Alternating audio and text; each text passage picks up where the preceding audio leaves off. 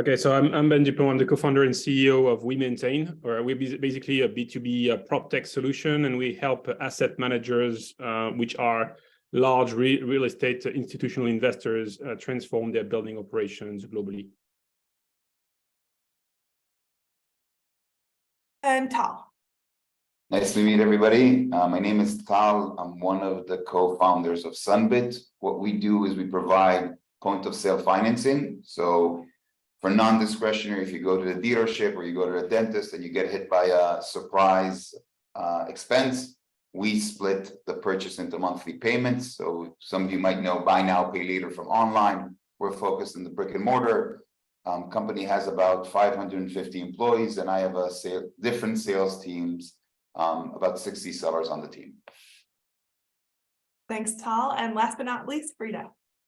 Hey there, I'm Dr. Frida Pauly. Prior to going to HBS, I was an academic neuroscientist at Harvard and MIT. I started Pymetrics out of HBS. Pymetrics used artificial intelligence and behavioral science to make all employment or workforce decisions more accurate and more fair. Ran Pymetrics from 2013 until last year, where we had a successful exit to a larger strategic in the space, and now I'm their Chief Data Science Officer. Well, thank you to our panelists for joining us today. And also thank you to everyone who's attending. We definitely will open up for questions at the end. So keep those coming. I imagine we'll have a chat open so that we can do that. And we really wanted to get into some of the nitty-gritty around sales today. A lot of the conversations that we have tend to be pretty high level on strategy and how you find your co-founders, et cetera.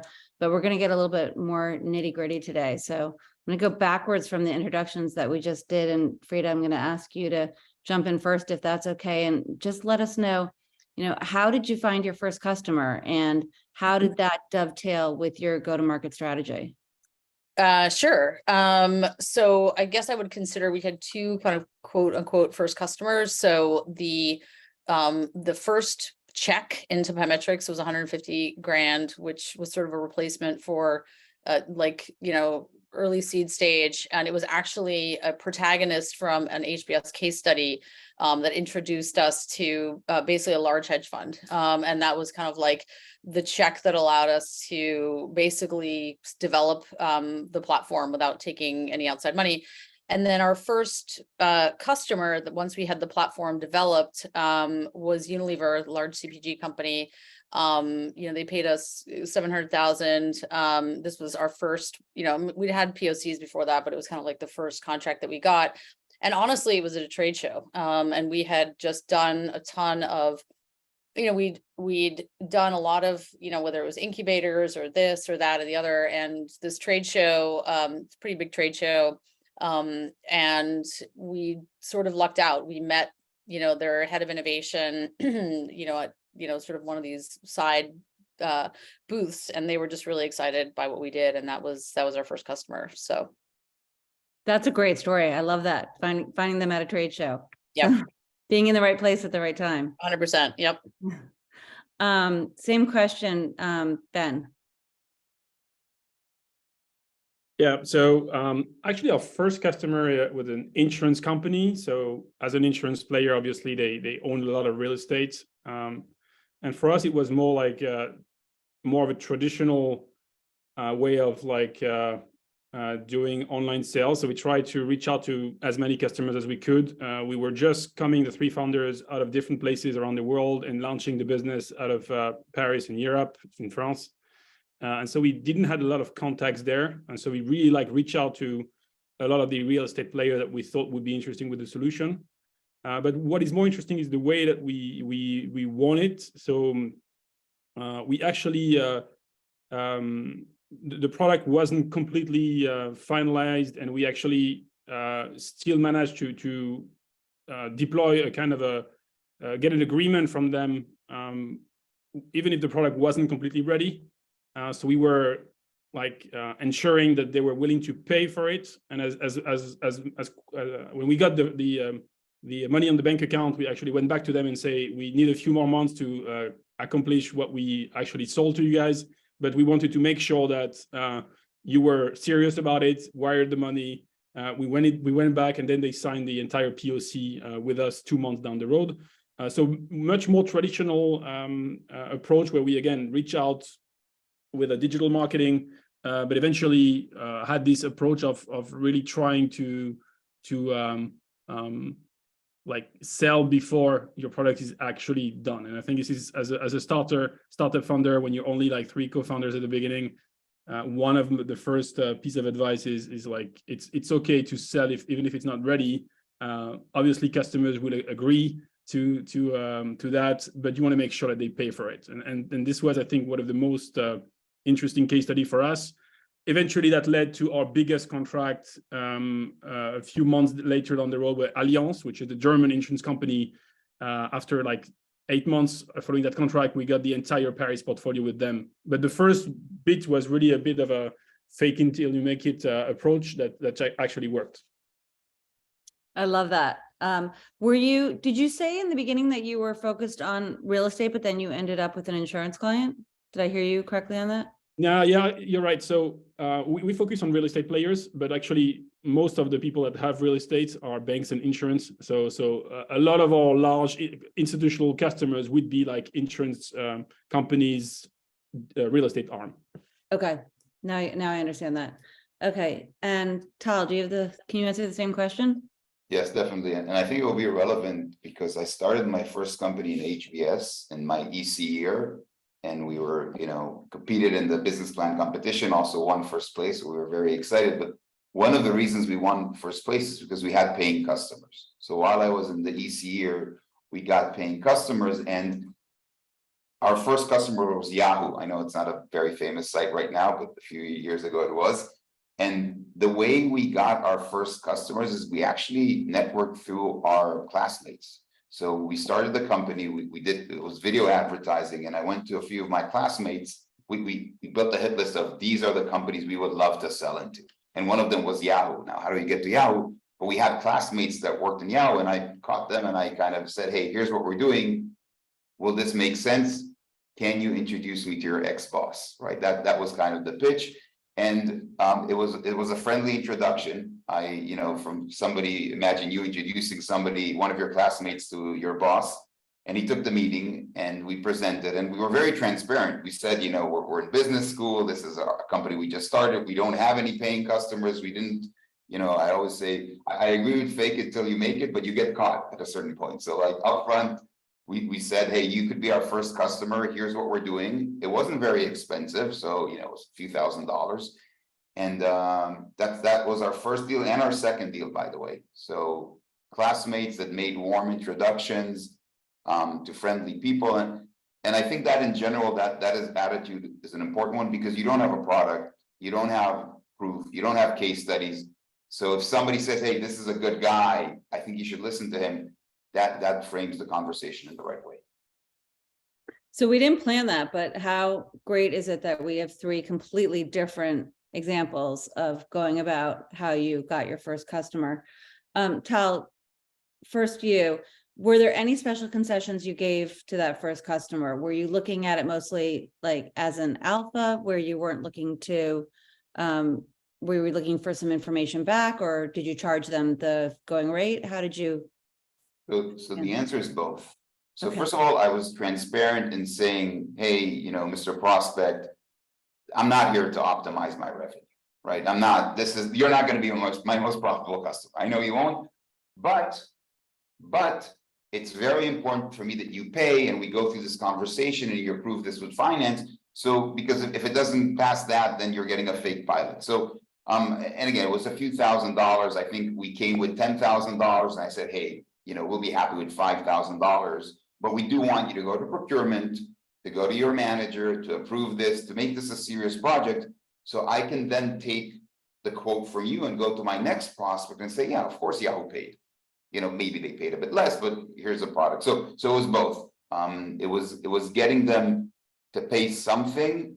Because you're trying to test product market fit, and a free product, you're testing nothing, right? And by the way, the other thing is the other side is not committed. So if you need something, they didn't pay for it, it's not serious. So we did both, but I was transparent about the fact that this is not going to be a big revenue generation for us. And we did in years afterwards charge much, much more for the same service.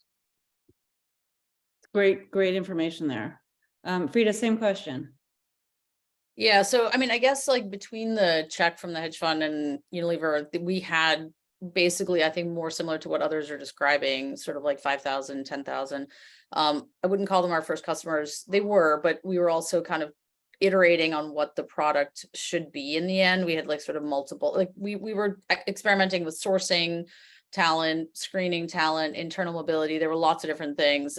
So there, I think we made like considerable concessions. We just would sort of, to, you know, the point made earlier by Tal, like, as long as you were paying us something, you know, that was not more than nothing, I think we definitely made concessions. And, you know, the one thing I would add is that I think generally in enterprise, like anything under 25K, someone can sign off without much consent. I mean, it depends on the size of the enterprise, but so I think even, you know, we used to think like 5,000, like back in the day, 5,000, 10,000 felt like a lot. And, but then you kind of realize that even if they are paying you that much, it doesn't necessarily mean you're getting their full attention. It can really go both ways, right? Sometimes, so then when we finally had a more fleshed out product and, you know, had our large contract with Unilever there, we didn't do any kind of quote unquote discounting. And it was, you know, again, it's a regulated product, meaning there's a lot of compliance that has to go into it. So at that point, we felt that we could charge, you know, a fair amount and not discount in any way, because they were, you know, we had to kind of spend to ensure, you know, compliance. Although I think to Ben's point, there were certainly things that we were working on, as, you know, it was a finished product, but there were things we had to build for them. And so that also was another reason that we didn't necessarily discount, because, you know, we were doing a lot of work, you know, for them. So. Super helpful. Ben, same question to you. Yeah, a quick one. So on our side, it's definitely we did not discount the price. I mean, we said like we have a differentiated solution, way better than incumbents, platformization. There's no way you should. I mean, there's no way we should discount it, and you're going to get the benefit of what we're going to provide with that product. What we did though was same point as Frida, is like it's a regulated industry, so you have to sign 12 months contracts kind of by law. Like there's no commercial agreement per se, and we kind of try to break that rule and saying, guys, it's an unofficial alignment, because normally people don't do that. But if you are not happy with us, you can cancel anytime from now to the end of this first year contract. If we pass the 12 months, then we were also agreeing to extend the contract for a 3-year fixed period, which is more the traditional piece of the industry. But for the first year, we had this very high flexibility towards like you can cancel anytime, and that actually gave us a lot of advantage. We've done this with a few customers after that for year one, and it was pretty powerful. Yeah. And just to add, that contract was a 3-year contract at 700, you know, for 3 years. So again, it was a pretty big commitment. It's similar to what, you know, Ben just said. So I love the comment you made, Frida, about really thinking about what the signing level is of the people that you're talking to, because once you're looking at large organizations and they have to start asking other people to get approvals, then the process just takes so much longer. yeah. Ben, Yep. can you go ahead? The only thing I would say is, and I think, you know, people always say this, like, and it really depends. If you're just trying to get first money in the door, then I think absolutely going after those smaller contracts, you know, makes sense, right?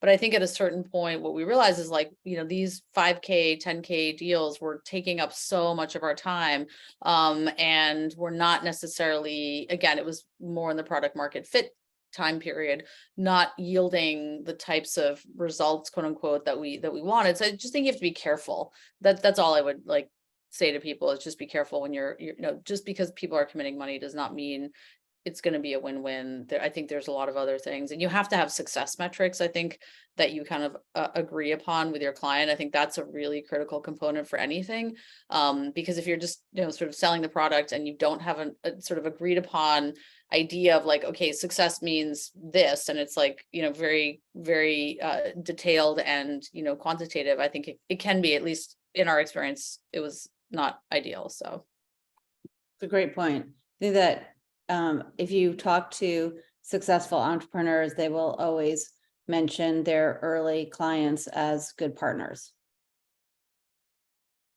So Ben, can you talk about a little about who was selling early on for you. Was it your founders, and how did you decide who was selling, and the very early stages? We'll get more into the later stages. Sure. So we were like 3 co-founders. We are part of the 15% of startups that have a female co-founder, so we were pretty proud about that. But I had a kind of the industry background out of the 3. Tristan was our CTO, so typical CTO profile, was just coming back from the Silicon Valley. And we had Jade. And so what we tried at the beginning was first of all, everybody should sell. Like we said, we know our product, and we kept that as we started to have our first salespeople and then first ops and all that stuff.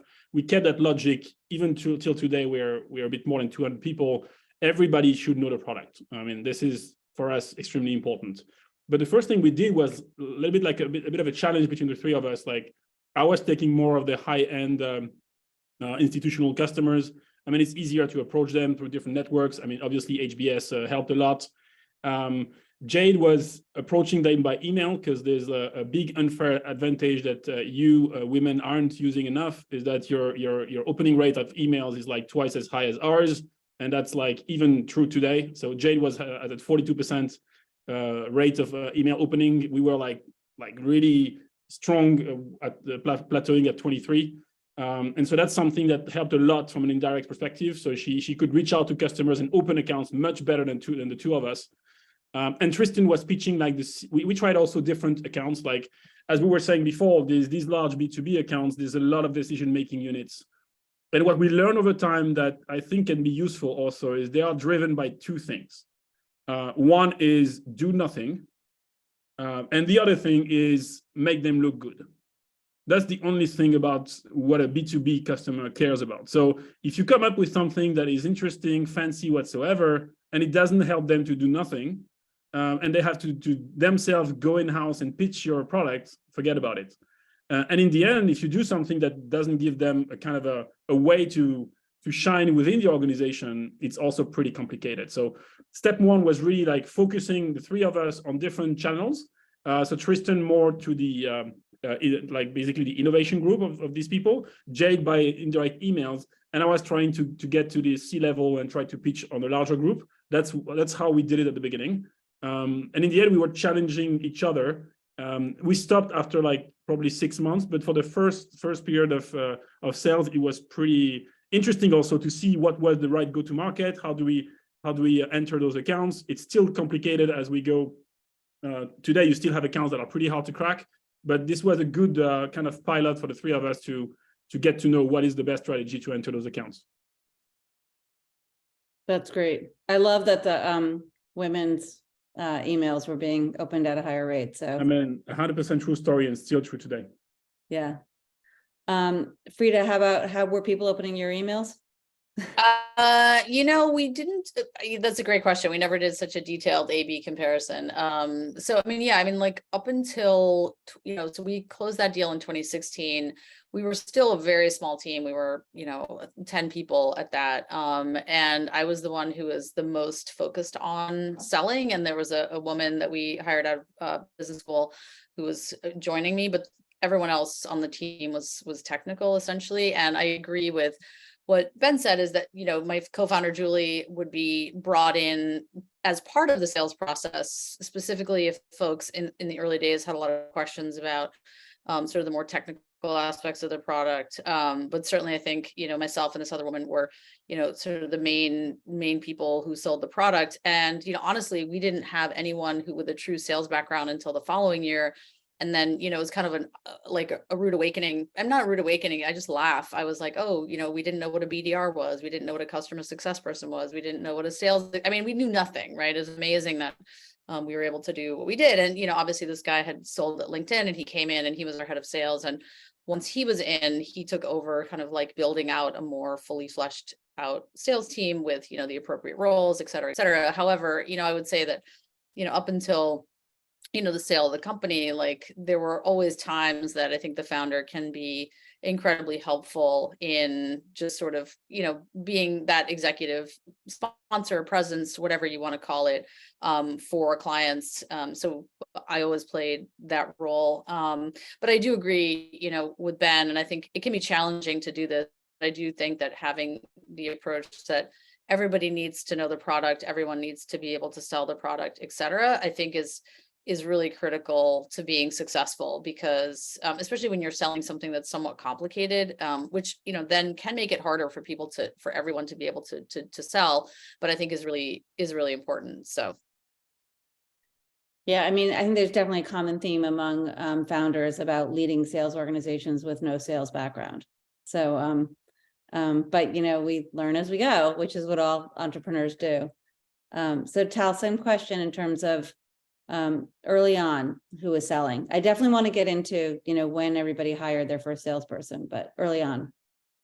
So first of all, just say everybody on this call, we're all sellers. All of you also are sellers. You're going to be selling to customers, to investors, to your partners, to your friends, to your family. Like, you're in sales. So that's something that's important to understand. And even if your title doesn't say sales next to it, welcome to sales, everybody. So that's the first comment. I think that the only person who can sell in the beginning is the co-founder. Like, you can't hire a gun and send him out there and he's going to represent the product that, doesn't exist, isn't working, isn't tested. You don't have case studies. So you have to sell it. Now, you might have somebody who helps you open doors or so on and so forth, but you're the seller. So in our organization, I was the first seller, and the funny thing, that became my career. When I came to HBS, I never thought I would be in sales. We were 4 co-founders, and I was in business school, and I had a network from business school. So I said, hey, I'll do that. I was a developer, I was a product manager before, but that became my career. So never planned on it, but fell in love with it. And I think if it's your product, if it's your company, if you believe in it, you're going to be the best seller. And people see that, people understand that, and people want to buy from the co-founder. They want to buy from the owners. In the beginning, that's how you start, and that's how we start. Yeah. So talk about when did you decide did you end up hiring a salesperson, or did you morph into that role? How did that? No. So currently I have a very big sales team. The idea is that, and the way I view things, you need to find product market fit. You need to be able to sell the first few, see that it works. And then once you've got kind of the pricing, it doesn't have to be 100% locked down, but the pricing, the value proposition, the case studies, then it's when you can go and hire professional sellers and say, here's the product, here's how you sell it, here's the sales process. And again, that changes over the years. But then I went out and I started finding sellers. And the more what you're selling and who you're selling to, the better sales hiring you will do, because you're going to be hiring the right type of person, right? Are you selling over the phone? Are you selling face to face? Do you need somebody from the vertical? So as soon as we got in both of my companies product market fit, I started bringing in sellers, and then the game becomes a game of scaling and building a sales organization and structure and so on and so forth. But for me, it's when I can send somebody else with pricing and a value proposition, and he or she can close the deal. You don't need me in the room. That's when you start hiring sellers. That's super helpful. Ben, same question. When did you guys stop, just the 3 founders selling and bring in somebody, and how did you decide when? So 2 of the 3 founders still are still selling today, to be fair, on very slightly different items. But just one thing also that I wanted to add before, like, most of you will still go and raise money, and that's a sales job. Like, if you're not comfortable at selling VCs, it's going to be really hard. And I've seen like a lot of startups where CEOs struggle to pitch VCs, and at some point they are just getting redundant, and funds are letting them go because of that roadshow process where they're not really able to sell. So at some point, if you're not feeling like you're the best person in the room to pitch your own product after a few years, then probably get a CEO and do another job within the organization. But that's also very important to keep in mind as you are growing your organization. So you will have to sell. If you don't sell to customers, you will sell to investors. But for us, like, so we started to hire our first salesperson when we started to feel we had too many hats, and we had to have somebody mostly taking care of building that sales machine. Because I mean, you can get your first customers, first contract, but you need to have somebody that is then full-time delivering on this. And you need scale. And at some point, like you won't be able to scale with founders only. So the timing was mostly when we started to feel like we had found the right product market fit, and the right go-to-market strategy based on the experiences that I was describing before. So out of the three, the three ways that we tried with Tristan and Jade, we figured out pretty quickly that we had to go and basically reach out the asset managers, which are really the people that are either owning or are more directly operating the buildings. Like there were a lot of intermediaries, partnerships possibilities. We tried that, but we ended up saying if you need such a big shift where you need platformization to go in such an old school industry, you need to have the top decision makers commit. And so this experience helped us to figure out what kind of sales profile we need. And we hired a first sales that really was in the real estate business, had this kind of C-level sales capacity, and where we felt a little bit what Tal was saying, we felt comfortable that if we're not in the room, he was able to sell. So this was the first salesperson we brought on board. Then obviously he also was able to set up the sales machine, get the right tools. We changed 3 CRMs 3 times in 3 years, and that's okay, because you don't have the budget to get to Salesforce immediately. We might have done that. I mean, if I had to do it again, I might have done that quicker than that, but whatever. We had some still good CRMs to run the business. But today we are still like, I'm still with Jade opening an account. Like Jade is in London today. I just have to jump at Vivatech just after that. And we are pitching like C-levels of big real estate players that we still haven't got on the portfolio. So obviously we don't do the entire sales process, but we still open doors and put the right level of connection, present the company in the way that nobody else will do, because you have this kind of co-founder and CEO head that like gives also credibility to the speech. But we have completely outsourced the rest. Like it's really like door opening, pretty high levels partnership and discussions at the C-suite. So we are able to convince them that they should put a direction within the rest of the organization to use We Maintain. But other than that, I would say like we almost never follow up and close deals today, like almost never. But we are pretty much on a lot of door openings. Great. Thank you for that. And Frida, well, how about for you guys? And do you also want to explain to everybody what a BDR is so that they don't have to? Sure. So I mean, I think it's very similar. So the company raised first outside money in 2013. Our first contract after all these product market fit sort of escapades was in 2016. And then our first sort of real salesperson was in 2017. And I agree. It was like once we had committed to this particular product that we then sold, that we brought in, an experienced sales professional. And again, he then explained that we needed, sales BDMs as business development managers, SDRs, same thing, sales development reps, people who are doing kind of like outbound. Then obviously we needed client success folks that, there was a lot of client success, sort of management once a sale had been made. And we didn't realize that until after Unilever. And we realized like, oh my goodness, there's just a tremendous amount of training and change management and all the rest of it that needs to happen. Then you need kind of like folks that can grow accounts as opposed to sort of new account growth. So it obviously I learned a tremendous amount. Now I know, kind of like how to run a sales org. But I agree with everything Ben said, that I think as a founder, you never really give up that sales role, especially because for us as well, it was often, a C-level exec or a board member that was bringing us in. And so at that point, you really can't send anyone other, they just don't want to meet honestly with anyone but the founder. Fortunately or unfortunately, the founder and or the CEO. And in my case, it was both, right? So I think you kind of, and a lot of times it's fun. I mean, hopefully you think it's fun. I think if you don't think sales are fun, then I think a startup is challenging, because I think you are basically selling 24/7, whether you like it or not.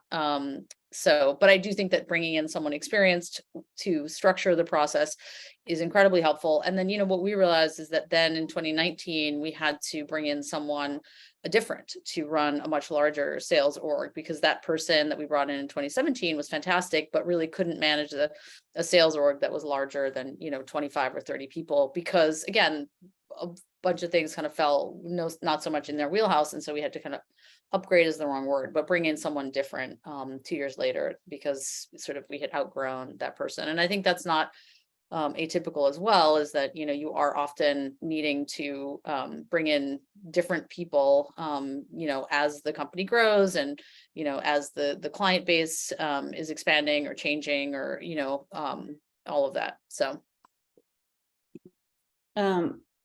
Yeah, interesting about how things change as you get bigger. I mean, that's just part of growing, but ideally you're in a situation where your company's growing and you do have to make the changes. So that's a good problem to have. Any of you? But the one thing I would say, I mean, while it's a good problem to have, I found it very difficult, to make these decisions, because, you work really closely with these people and they're part of the team. And then to be like, oh, actually, we need someone, to see them struggling and sort of being more organized around the sales process, et cetera, and being like, hey, I need to, trying to up level them, not having that work out, and then having to bring in someone else. I mean, it's not without its challenges, at least for me, I think, but now kind of that is in the back of my mind for anything that I do in the future, is like, hey, these are natural, growing pains. So. Yeah. Anybody else have anything to share in terms of changes you had to make to your sales process as you either grew or as you learned more about the industry that you were selling into? I could jump in. Go ahead, Tom. Yeah. Yeah, so COVID was an interesting period for us. So my company sells to a brick and mortar. And we still have a very big sales organization that sells door to door. They go in, they present face to face, they sign the contract. And that worked phenomenally well for us, and we scaled the business very quickly. But then in COVID, we started having a problem where we would get, this lead coming in from Idaho, and a sales rep we couldn't get on a flight. Like, we just physically couldn't get on a flight and go and sell. And it was interesting because we always thought that we could only sell face to face. But then what do? This doctor in Idaho wants the product. Like, we can't tell him we'll be there in a few months. So we didn't know what would that be. So we started taking Zoom calls like this one, and we started selling, and we started closing deals. And then we said, okay, how do we train them? Because we used to train face to face. But then we said, okay, we can't get anybody out to Idaho, so we're going to put them on a Zoom call and train. And today we have about 30 inside sellers that's what they do. They sell on Zoom. We've got trainers on Zoom, and that's something that I never thought. If you asked me, before COVID, I thought that you can't sell over Zoom. So that opened up a whole sales department for us.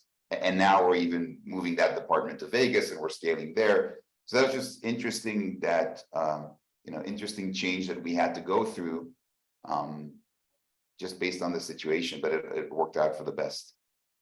So when you were selling early on, I was going to get into the whole field versus inside sales team, but we're going there right now, which is great. But when you talked about founder selling in the beginning, was that face-to-face also? Yeah. So in the beginning, we did sell over calls, just because I was a student and I couldn't travel. But very quickly, when we moved into B2B sales, we moved into a professional organization that sells face-to-face. And how does your sales team break now between inside and field sales? So the face-to-face organization sells to bigger organizations where you have multiple decision people you need to meet. You need to meet the CFO, you need to meet the CEO. So they're selling to the bigger organizations. But for the SMBs, if you think about a dentist, I'm a single point dentist. I'm the doctor, and my son is in the front desk. Those types of organizations, we're able to sell through the inside sales team, because it's very easy to get the decision maker relatively, and the decision, there's no intricacies. You present the solution, they buy it or not. So today our field organization is focusing on the bigger groups and chains, call them 5 stores to hundreds of stores, And the inside sales team, which is also a more junior team, is selling on the phone to the single point. So that's the split in our current organization. Okay. And I imagine that the cost of the inside sales team is Much lower. much lower. Yeah. There's, you know, the way we look at it is CAC to LTV, cost of acquisition versus lifetime value.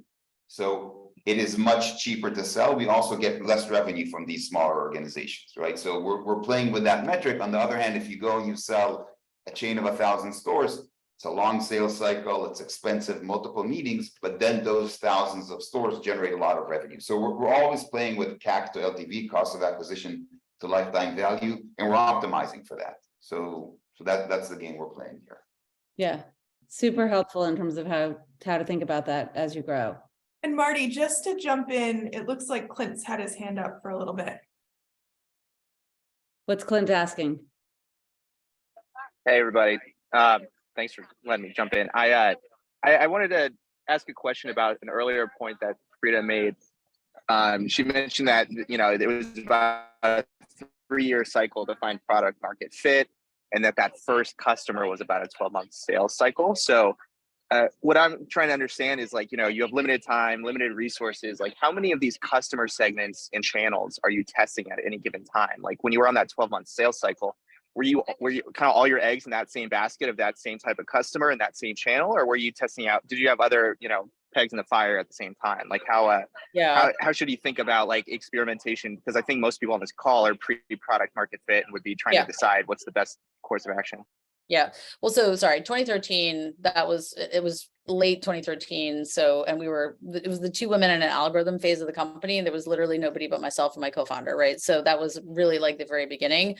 And then we started courting Unilever in 2015, right? So within those 2 years, we were like testing out different POCs. And even between the 2015 to 2016 period where we were closing that deal, we were still experimenting. And it was definitely like a transition point in the company when we saw, you know, because previously other types of products were generating, you know, 10, 20, 30K versus this one that was, you know, generating 10X plus that.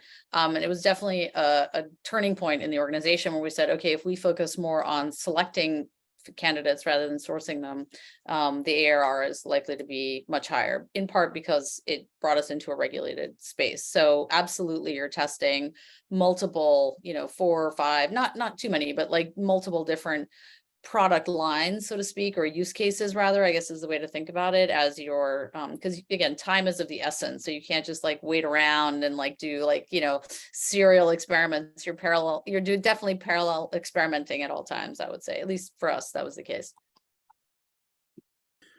If I can jump on that, because I think it's very important in terms of I'm advising also startups now. I've done business angel investments since the company is almost 6 years old. We've done a bit of cash out, and the first thing that I look at when I talk to like first time funders and early on funders is your go to market, and like really that's your point, right? It's how do you make sure that you don't screw up that piece, because this is really what makes or breaks your company. I mean, there's other stuff, but early on, what is really important is your go-to-market. Is there's one thing you need to look at from your discussions between co-founders is that piece. And if I just give you a clear example on how it's translated to us versus a competitor, we had obviously a platformization view since day one, and we started with a few segments. One of them was the way that asset managers and their operations are dealing with elevators. This was kind of a big pain point for them. We knew we could carve it out. We knew that the product could work at scale. And so here the question is, like, on the geographies we started to work in, 50% of the market is residential. So it's basically buildings with elevators in there. So if you look at that, you say, amazing, like I'm just gonna go all in on resi and it's gonna be great. This is where the volume is. And if you don't have your founder's long-term strategy in mind, this is how you can screw up your business, specifically when you start to open to an external sales role, and he will go all in on that resi piece because this is where he's going to make a lot of money quickly. But the fundamental issue with residential is you have one elevator, sometimes an HVAC unit, and that's it. And all the cross-sale strategy that we had on all the other pieces of equipment and data and energy pieces that we had envisioned right in our business plan, and the reason why investors invested in us. This is the vision that sometimes people don't have. And as you grow, specifically, the sales don't have that vision. And so the competitor went all in Resi. We were like head to head for two years. We went for commercial infrastructure, much longer sales cycle, much more complicated. But their LTV on CAC was at 3, and we are at 9.2.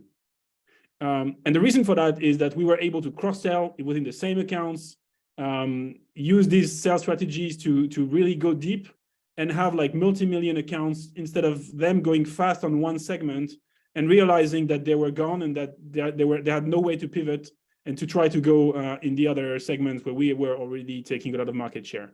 And so what happened is like they went bankrupt last year. And I honestly think like this is really, I mean, there's other reasons, but the major reason was their whole sales team was going into what's easy, where you can get your bonus, and it was completely screwing and was against the strategy of the company. So you should be really careful at not letting the strategy and the go-to-market to anybody else than the founders at the beginning. And then once your sales organization is structured and mature enough, then your head of sales or your people will understand that. But really important to deep dive, do the analytics, and choose your segment. Don't like, you can do a few pilots, but then when you're decided, go in all in. Yeah. Tal, is there anything you want to add about go-to-market? Just one thought I had, try to avoid long sales cycle like the devil in the beginning. Like that's going to kill you. So if you can sell a simpler product and get some traction and get customers paying and then upsell. So if you can go for a 3-month sales cycle versus 12, that makes the difference between surviving and death. So again, I know some products, it is what it is, but try to get product into market, try to get revenue, try to get real feedback, and then iterate versus, you know, betting on this. I'm going to sell it in 2 years and it's going to be amazing and I'm going to make a lot of money. Yeah, in my experience, we were selling into large auto dealer groups, and we quickly realized that trying to get into like, you know, the top 5 or the top 10 was too hard. So it was just better to go, you know, down a little bit and shoot for somebody who maybe wasn't the top dog out there, but we had more success. And so I think thinking about, you know, where you really can get your foot in the door makes a lot of sense.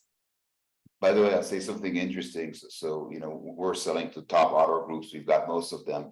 And one of the worst advice a VC gave me during a pitch, he said, you know, we did the product demo and all that. He said, guys, the product is amazing, but your go-to-market strategy is wrong.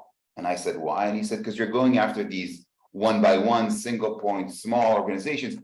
Go and sign Best Buy, go and sign Sears, and you know, and you'll be super successful. And that was the wrong advice. And of course, they didn't invest in us, but that was the wrong advice. And what happened, you know, one of our biggest deals, and again, I don't want to go too technical, but Discount Tire, they've got 1,000 stores and we signed them and it's great, but we signed them in 2017 and they didn't launch until the middle of 2018. So we would have been out of business if that was our main strategy. So again, also when you think about these bigger customers, smaller customers, I always believe in start with smaller customers. You can have the relationship, you can close the deal faster, you can get the feedback, and then climb up, then build another organization that goes back to Marty's point to the top, you know, 25 dealership groups where all the money sits. But start with the local dealer outside your house. Yeah, I mean, there's a really fine line there, but in Yeah. finding the right customer. I would just say something that might contradict that a little bit. And again, I'm a first-time founder and, you know, hope to go on to do something different, but certainly it's I've only had one experience. But I will say that, you know, some of the, I mean, so if you guys are familiar with Guild Education, they have they've just completely killed it, to use a very technical term.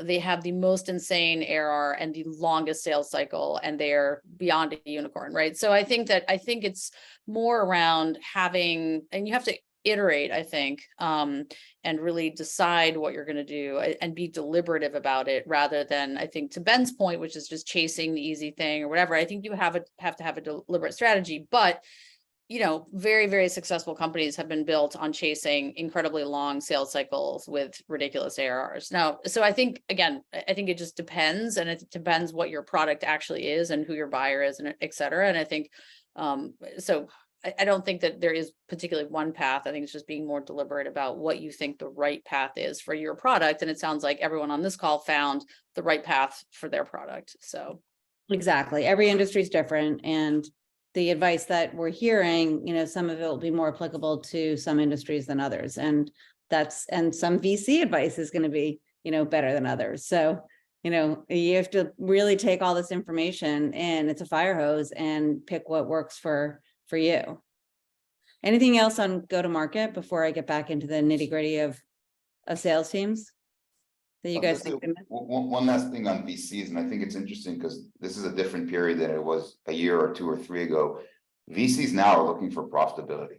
So I think it's harder to raise money on, hey, we've got this amazing product, it's a huge market, and 5 years from today, we're going to be $1 billion. Like, that does not work. It did work, by the way, 2-3 years ago. So you're a bit late to that game. So just keep that in mind also. If you need to fund your venture, and most of you will need to do that today, and I think it's going to be the same for the next, I don't know, 12, 18 months. yes, VCs are very focused on profitability. that is on completely money.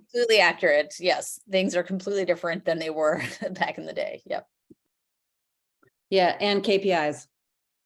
You know, just what are your KPIs, and what direction are they heading in? So, but that's a whole other conversation. We might, if we have time, we can go there. But getting back into sort of the nitty-gritty of sales team, I think Frida or Ben, did you want to say anything about like inside sales teams versus outside sales teams, how you're set up? Yeah, so we've tried both, and we ended up coming back to the inside sales team. Like now we have like 90%, and I think we're going to get rid of the 10% left. As you grow, and again, as you've been delivering on your go-to-market strategy, then you want to make sure that you invest in your LTV on CAC, so you have people that know the product, know the accounts. Like typically, like our salespeople, like that have the largest key accounts, they like literally have offices within the customer space. Like they spend days in the buildings to go after all the guys, go in the corridor, talk to everybody, and that's how you cross sell. Like there's like it's a B2B model. It's real estate brick and mortar people. If you don't do something like that, I think you can't go into those large organizations and be successful. So no, for us, we tried a lot of things, and again, to the point of we also let a little bit of freedom to our first sales rep, and then sales manager, and then he basically built the organization. He was like coming from another startup before, so he had like really he was in the fintech, so he really had a sales machine built up, and then he was so disappointed about some of the like outside teams. He was like, no, this should work. And I told him, like, at some point, the head of asset management of a real estate company doesn't go on Google to find a solution like ours. Like, you can do whatever you want, you can wish about it, you can try to find a way to fish those guys, and the other problem is, again, go back to that stuff of he wants to do nothing or to look good. So he's never going to take time to click on your link, to book a meeting with Calendly in your agenda. He's not going to do this. So either you find a way to get the lead first, but then you have to do something about it, and you get way more efficient by sitting in that office space and having like 3 or 4 meetings that were not planned because you just go door to door within the building of the customer, then trying to have a smart way of going around it. So I think like to acquire new customers now that we start to have a pretty solid base, and to have like the kind of the no touch type of model, we've tried that with we still have no touch customers, but these would typically be like the smaller account that Tal was talking about before. You don't really need a sales rep. Like, you have an SDR, you have a proper process, but for the salespeople, when you put money on the table, like, you want to make sure that they sit in your customer offices, from my perspective. Yeah, and again, industry specific information. So, being able to have somebody at the customer is going to work for some industries and not for other.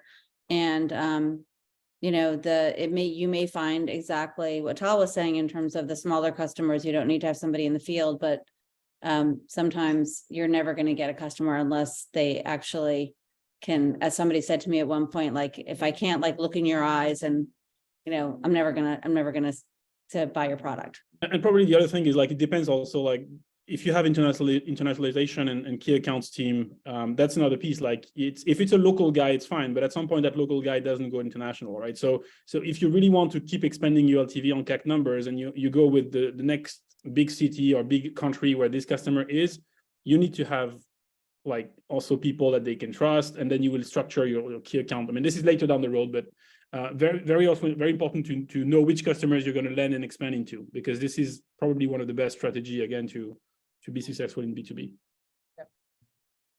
Yep, totally agree. Frida, is there anything you want to add? No, I think Ben covered it. So we had a very similar approach. Yeah. Anything else on sales in general before we start talking about business development, like more strategic partnerships rather than just sales? I don't know if anybody had any questions specifically related to sales before we start talking about more strategic partnerships.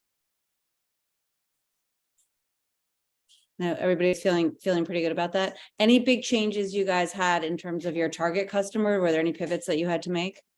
We have Cecilia that raised her hand. Sorry? Sorry, one more quick question. It sounded like trade shows and networking intros worked really well for this panel in early sales. So were there any other channels that you all found really successful? Yeah, so we actually in the first year we did 3 startup competitions.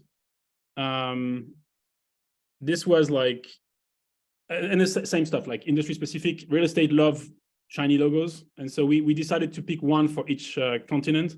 So obviously we did the HBS for the US.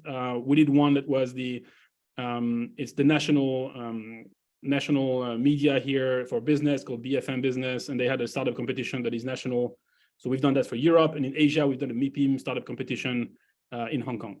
And so we just said like this is sometimes a slippery slope, because if you don't win, you get nothing. So you want to make sure that you pick that carefully. And at the time, it helped us a lot in the real estate perspective to get visibility. So this was pretty good. And the trade shows is actually something where, so typically the MIPIM in real estate is the largest trade show in the world. It happens in the south of France, but it's a global event. Pretty expensive, like it's about 2,500 just to get a simple pass to access to the area. So definitely you can't afford any booth or whatsoever, but we paid that pass year one. And there were like very, very few startups that actually were willing to do these investments. And we've been going to the MIPIM since then over the last 5 years. And it's been helping us a lot in terms of that door-to-door knocking, intro to the guy that just signed the insurance company. He was so proud to talk about us. Again, back to that logic of making him look good. He was like a first mover and working with a tech company. And so basically he introduced us to a lot of people. We had dinners with customers, and then you get the ball rolling. But startup competition, if you select them properly, I would really look for that also if you're in B2B, because like your customers are still white males in their 50s in our case. And so they like this kind of stuff. Again, industry specific, but startup competition was useful for us. Yeah, and I would just add, I mean, it doesn't just have to be trade shows. I mean, I think just conferences in general can be incredibly helpful. So, we applied and we're won essentially the World Economic Forum Tech Pioneer. It's not an award, it's a designation. And so through that, just got into the World Economic Forum conference circuit and Davos and all the rest of it. That was incredibly helpful. PR and media, earned media is incredibly helpful as well. I mean, we had talking about clients kind of singing your praises. I think if they are willing to do that, and it can be very challenging, but if they're willing to do that in the press, I think you can certainly get a lot of exposure that way as well. So, and then just general conferences that are not necessarily like trade conferences, but just more broad conferences can also be incredibly helpful. Again, this is, I think, if you're targeting kind of that executive audience where, you're looking for C-suite individuals that hear about your product, and then, you acquire customers that way. But that's a hard decision to make early on, to spend that money to go to those conferences or those trade shows. So Yeah, so we relied a lot on earned. I mean, like the World Economic Forum was free. And we just like were able to get into that cohort, and then that opened up a whole bunch of, free things. And then media, if you can get clients to talk about your product, that's also free. It's all earned, right? I mean, yes, we paid like very minimal fees to a PR agency. It was not break the bank kind of money. And it was definitely worth it. So Marty, I'll just say one thing, that there's different, as you know, there's very different ways to attend conferences. You can buy the booth and all that, or you can buy on the other extreme a ticket, and then, you're there. And if you know who's attending and you know who your target list is, if I'm looking for Ben, I can find them in the show, and what I like about conferences, and it will probably resonate to this crowd, you're evening the playing field. If I approach Ben in the show, or if Marty approaches him, it doesn't matter who's got a bigger company, more involved, like we're talking with him. So I think when I think about conferences, again, especially if you're looking for specific people, just buy a ticket and go by yourself and introduce yourself. So that's not very expensive. It is your time, but there's that, or when you go all in with a booth and all that stuff, that becomes very expensive. And then you should do carefully. yeah, Tal, I have a specific question for you, but the way that I got into conferences often early on was to just say, hey, I'm thinking about eventually exhibiting. And so can I come complimentary? And so usually conferences, not to exhibit, but one person into a conference, you can usually get them to comp you for the first year. So it's always worth a try.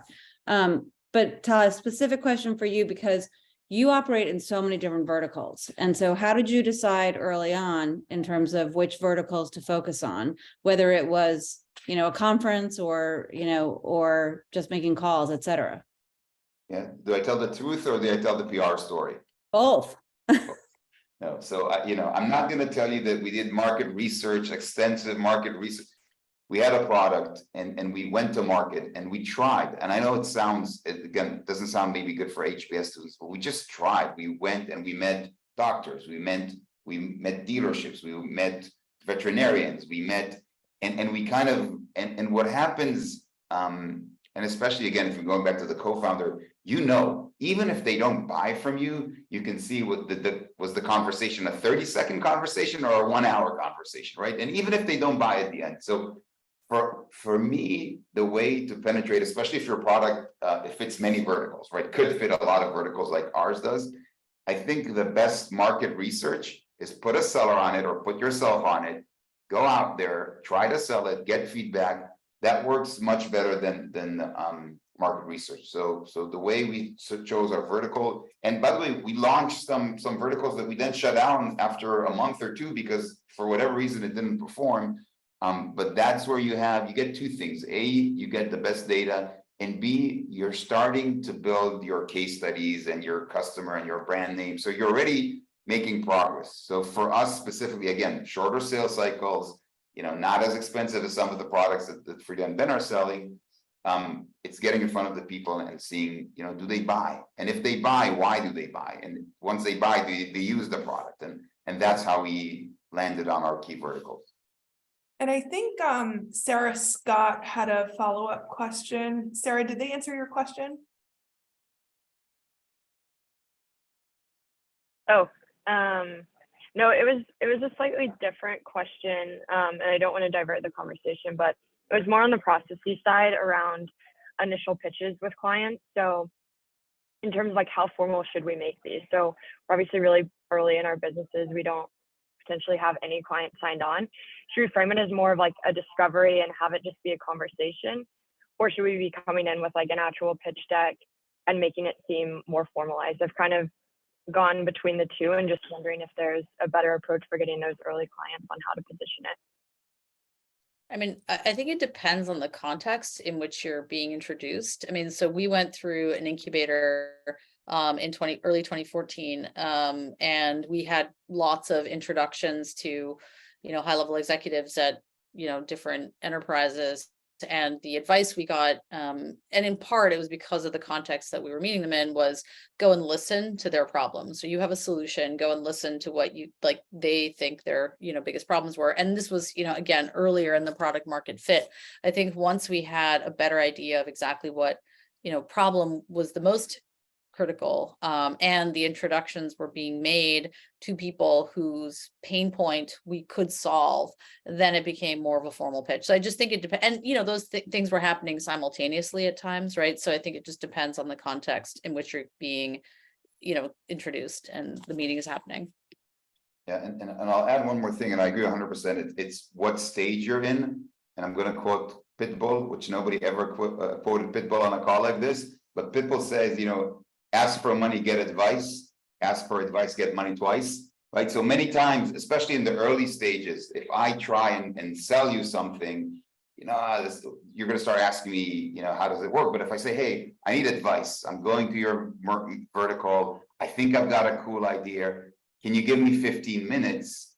And that sounds harmless, and then you give me advice. But again, if it makes sense for you as a business, you might say, hey, you know what, I actually would want to test that or pilot that. So, but it depends on the more you've got product market fit and confidence, the more you're going in with, I've got a product for you. Like, this is something you need to buy. Because if you ask for advice, you also pay a bit of a price where they understand that you're not fully baked. So, but it depends on what stage of and I'll say one thing, even now in the company, we've got different teams that are selling different products. Some of them are asking for advice. Like, we go back to, this is a new product.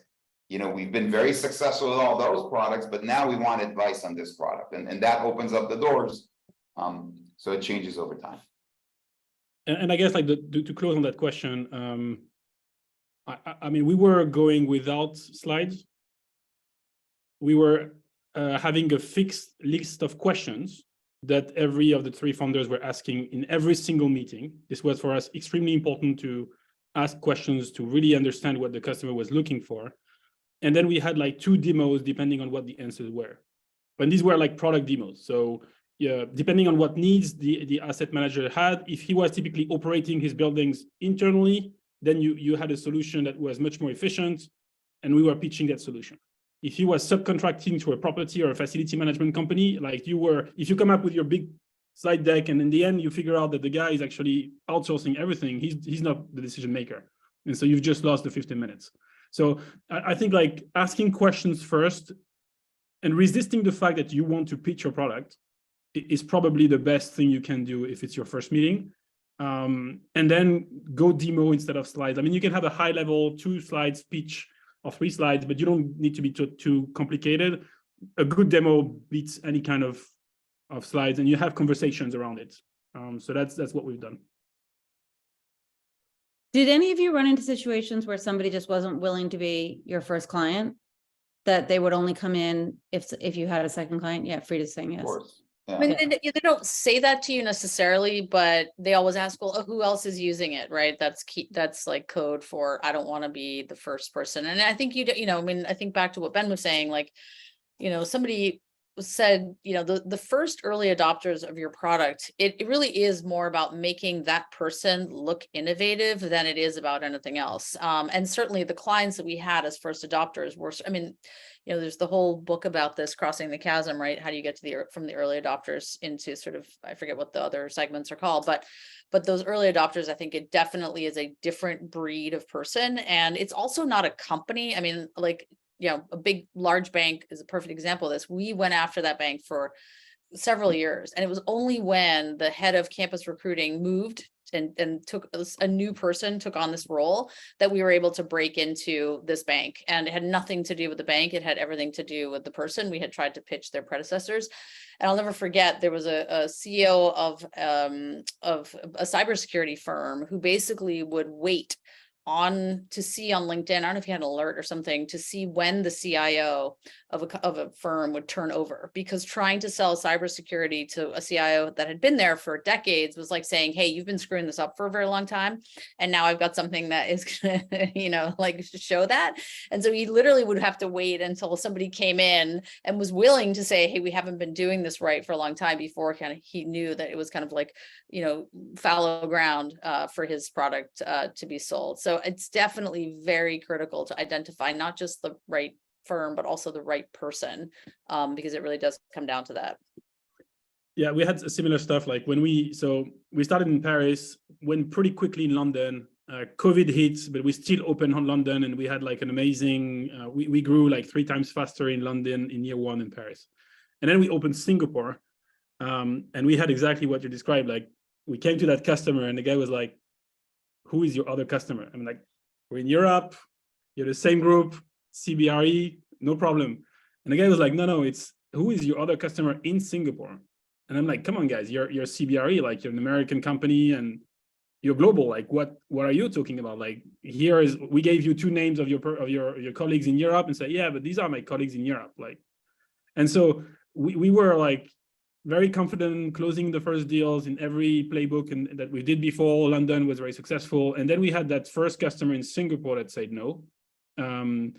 And so what we had to do is slightly change and do what we did before, which was going to one of the large local players.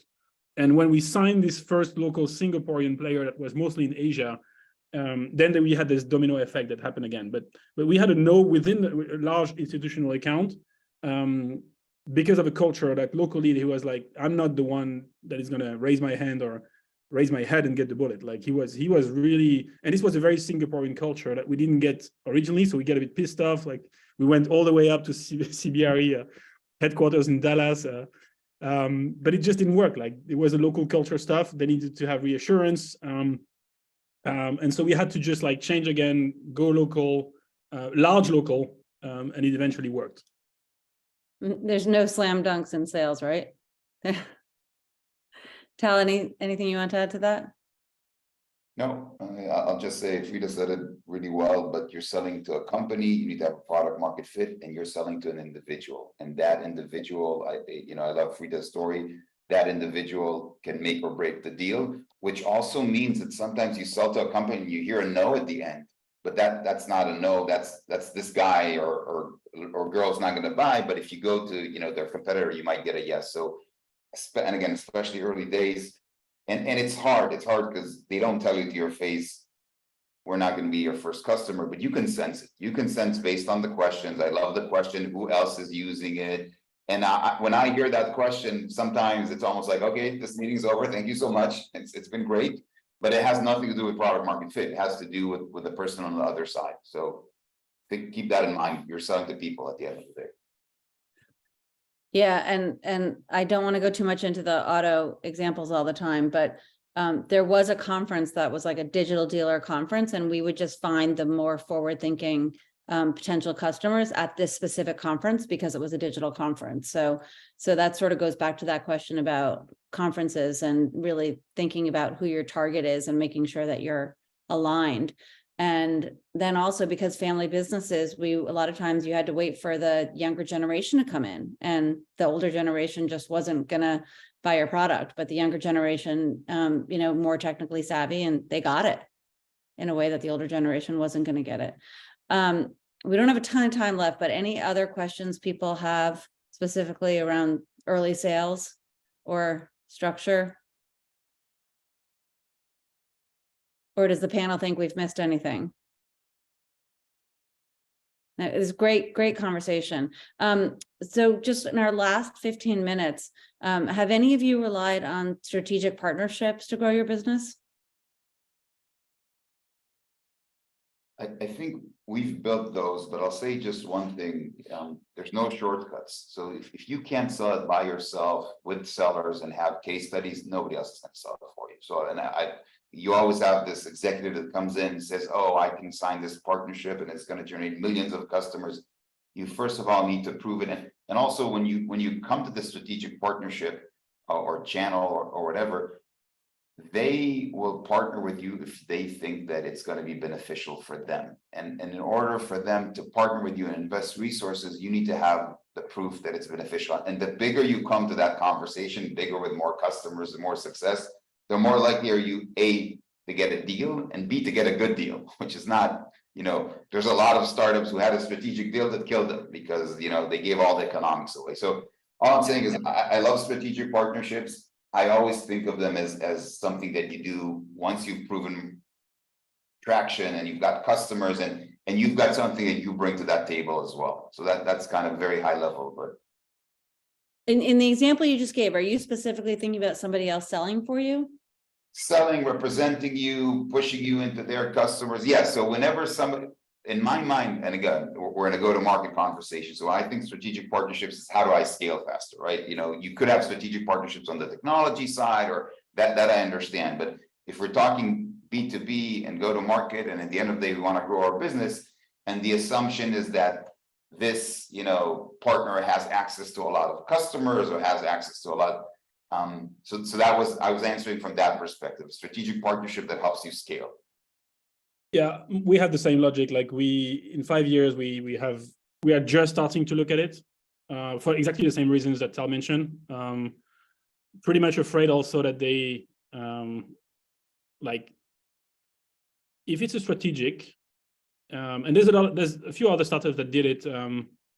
But the first thing we did, like with one big account, like Blackstone, so they do everything in-house with a company called Revantage that does their property management. They wanted to invest in our Series A, and we said, like, prove us that you can scale. For the exact reasons, same reasons that I was mentioning before, like the guy in Singapore of CBRE. So most of those organizations, because they've been like done through M&A, most of the case, you will figure out that the local P&L are the one running the show. And so if there's no, even if you have a central organization, let them prove you that they can do that, because it's not working. And same, like we tried with SAP, like software guys that were trying to be very aggressive of like, yeah, we could represent your solution. You can be part of our bundle, like suite offering at some point in the real estate. We try to crack it. We honestly don't have a good product. Like it's not our core business, but we would like to do something. But exactly the same logic as what I was saying. Like in that case, it was the interesting piece for SAP to have another way of going back into those accounts, not really us being part, a small brick within this organization. And now we are trying today because we think typically on some markets like China, we want to try partnerships because we think we could have a very different go-to-market. Again, back to the go-to-market play. It's a much larger strategy, and you need to invest a lot of money, and we need to think about this slightly differently. But it's going to be a kind of a China-specific topic. For the rest, so far, like we've built strong enough organizations within these accounts that I don't think short-term, at least, we got to spend more time on partnerships. Rita, anything you want to add? No, not really. I mean, I think they've covered most of what I would say. Yeah. Yeah.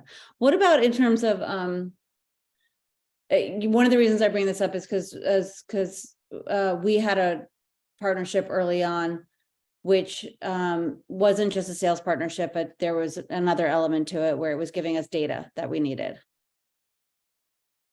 And so just want to say that there are types of partnerships out there that are not, solely go-to-market, solely sales oriented. For me, I think it's really hard, at least when we talk about, like, most of the people in the audience are like just starting their venture. Right. I think there's really more risk early on to create distraction. Again, back to that logic of making sure that you get clarity on your go-to-market. If you have somebody that is eventually bigger than you, pull you in the wrong direction, it's complicated. So, and again, I think B2C would be fairly different, but B2B, for all the reasons and the complexity that you have in the sales process that we mentioned all over this call, I think it's more something that you should start thinking about a few years from the start. Right, exactly.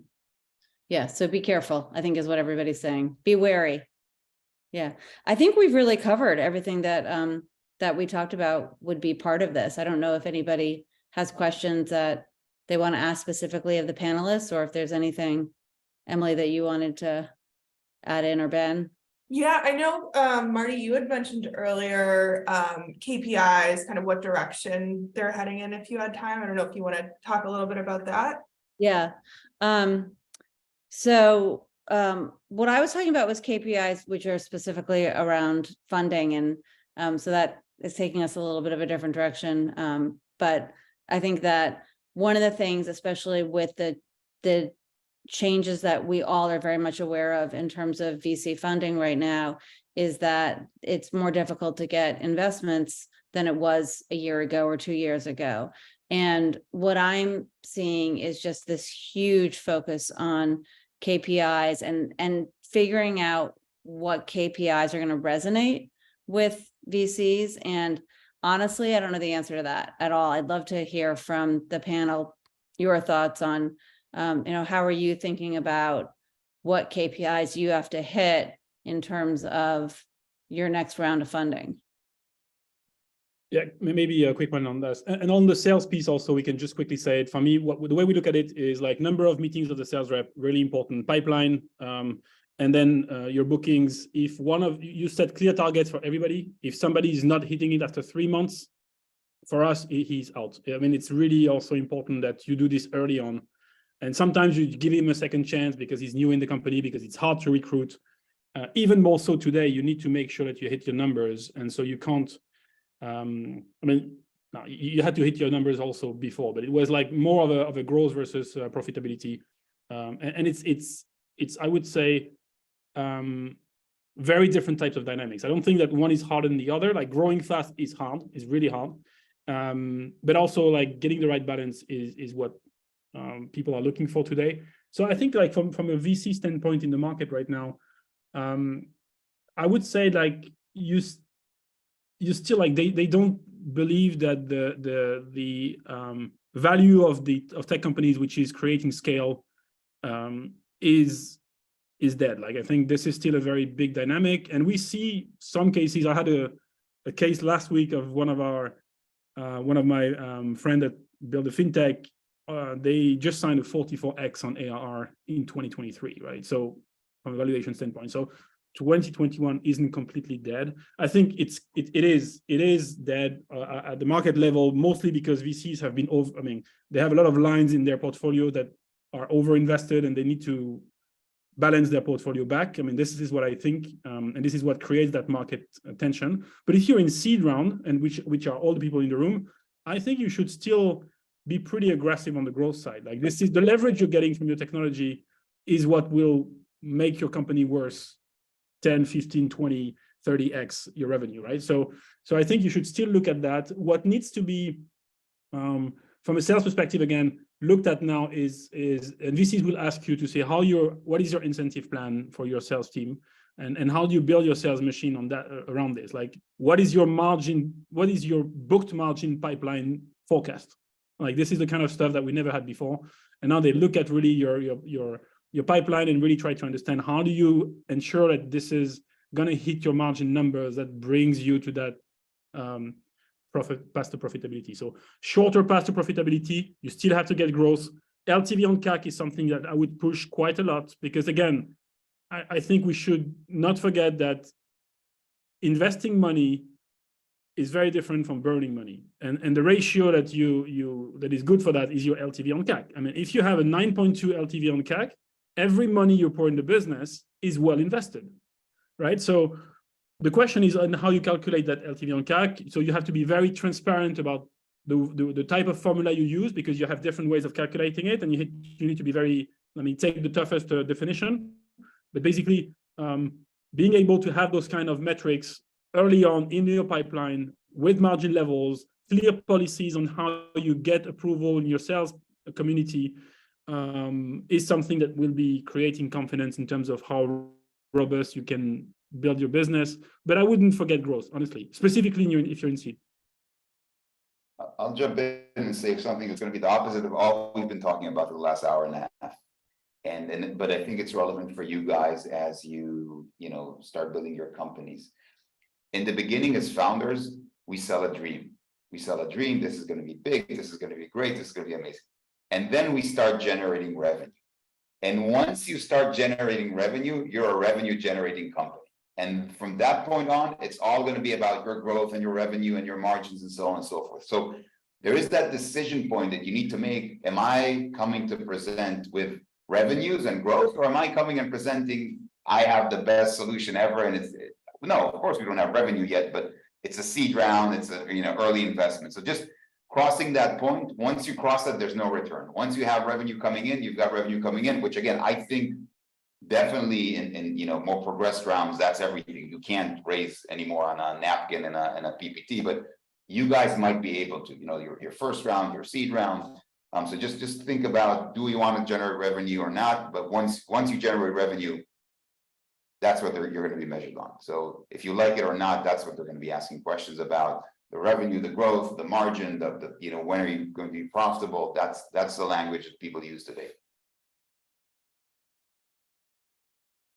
Rita, anything you want to add on the KPIs?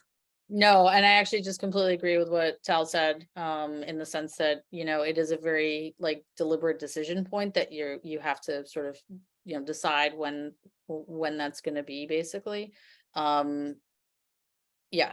And I think once you make that decision, then you have to start showing the type of revenue growth that people expect to see, Yeah.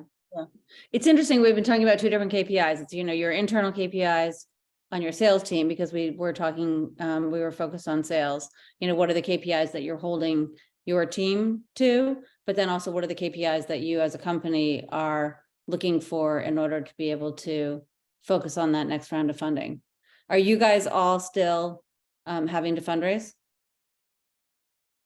Yeah, I mean, I'm actually in the middle of a Series C fundraise. So that's why I can tell you that the market is more complicated when it comes to negotiation on the terms, but the dynamic, if you have the right product and the right company, is still pretty good. I mean, we have the same number of discussion meetings and dynamic that we had in Series B. And the conditions, obviously, like the valuation level we're going to get are going to be lower. There's no doubt about this, but it's going to be still way above the B, and that's what we learn. We had a conscious decision with the board to go and really like try to understand how the market was reacting. And what I can feel here is there's very, very few companies that are going there. They prefer to go with internal rounds.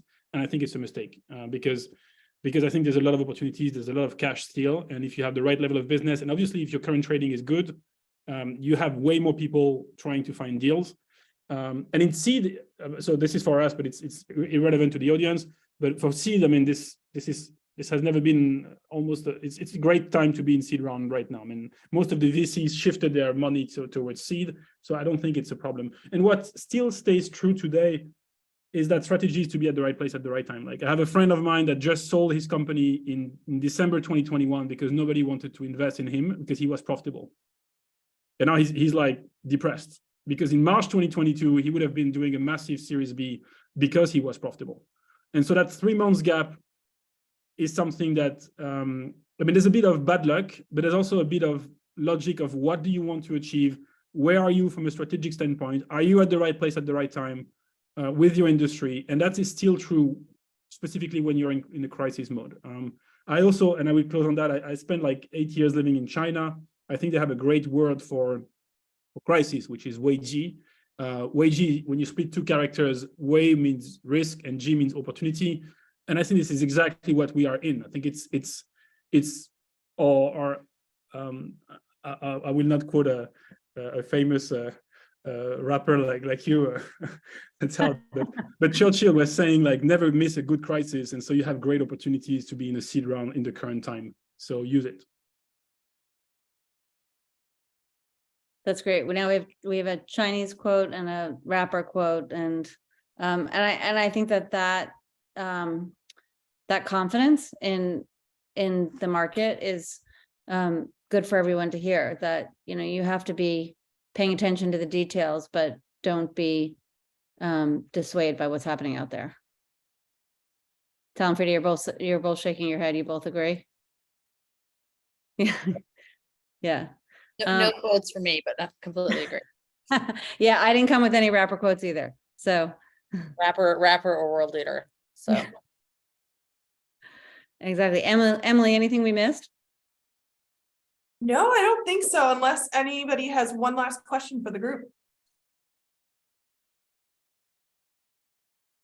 Thank you, everyone, both the panelists and the attendees. I think that was a great conversation. I hope that people got something out of it, and you all know where to find us. Emily knows where to find us if anybody has any specific questions, but best of luck to the panelists on the call in terms of your future endeavors, and to all of the future founders. We wish you the best of luck too. And in the summer program, hope that you are able to leverage and get a lot out of it, and take advantage of all the opportunities that are coming your way that HBS is presenting to you.